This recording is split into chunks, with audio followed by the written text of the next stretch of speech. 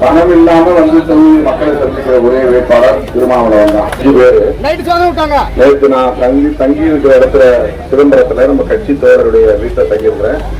அந்த வீட்டுல உள்ள பூந்து சோதனை போட்டிருக்காங்க. எங்க பணம் வச்சிருக்கிறது யாரு, பெட்ரூமு, பாத்ரூமு, கிச்சன், மொட்டை மாடி, கட்டுக்கு அடியில கொஞ்ச நேரம் பேசி முடிச்சவன் அதிகாரிகளை கொண்டு இப்படி சோதனை செய்து அச்சுறுத்தல், நம்மள பயமுறுத்துறாங்க. அவருடைய நோக்கம் என்னன்னா, ஒண்ணு குறி வச்சுட்டோம், அதான் அவங்க சொல்றது. 40 பேர்ல திருமாவளவன் டெல்லிக்கு வரக்கூடாது, இதுதான் அவங்க நோக்கம். எப்படியாவது தோற்கடிக்கணும். அது என்ன தகவல் பதவி பரவுதுன்னா, 100 கோடிக்கு மேல பிஜேபி இங்க பணம் இறக்கிட்டாங்க. அவங்களால இறக்க முடியும். இப்ப பாருங்க, 2 நாளைக்கு முன்னாடி ட்ரெயின்ல சென்னையில இருந்து 4 கோடி ரூபாய் எடுத்துட்டு போறாங்க எங்க திருநெல்வேலிக்கு.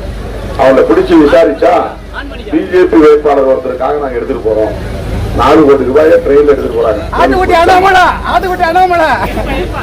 பிஜேபி அந்த அளவுக்கு அது பிடிபட்டது 4 கோடி, பிடிபடாது எத்தனை கோடின்னு தெரியாது.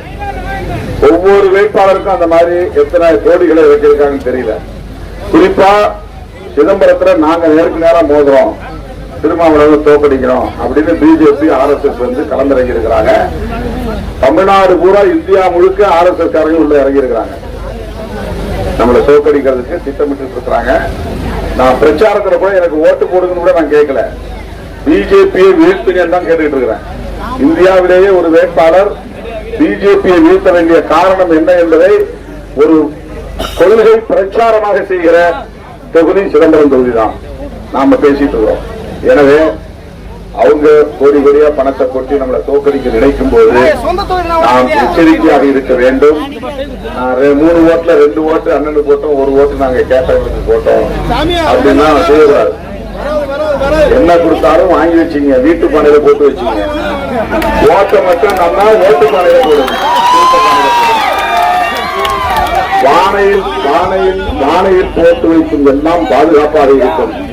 வாக்குகளையும் பானையில் கொட்டி வையுங்கள், இந்த நாடும் ஜனநாயகமும் பாதுகாப்பாக இருக்கும் என்று சொல்லி இவரது எழுச்சி இந்த வரவேற்பை தந்த உங்கள் அனைவருக்கும் என்னுடைய நெஞ்சார்ந்த நன்றியை தெரிவித்து விடைபெறுகிறேன். நன்றி.